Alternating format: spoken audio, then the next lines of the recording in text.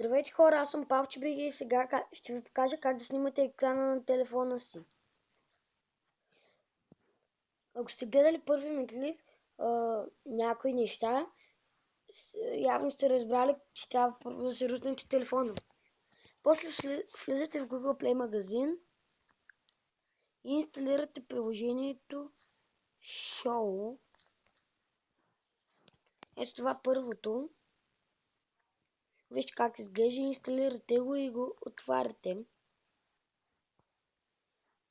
Първо ще ви излезе ето тази страница и тук ще има долу в десния ъгъл ще има едно плюсче. Като го натиснете ще ви излезнат три неща. Първото не знам за какво, второто е за снимане. Като го натиснете ще ви излезе една страничка и най-долу ще пише Screen Recorder или Record Screen, забравих какво пише. Натискате го и тогава почвате да снимате. И така се снима с телефона. Надявам се клипа да ви е харесал, да съм ви помогнал. Абонирайте се за мен, харесайте клипа и чао, чао!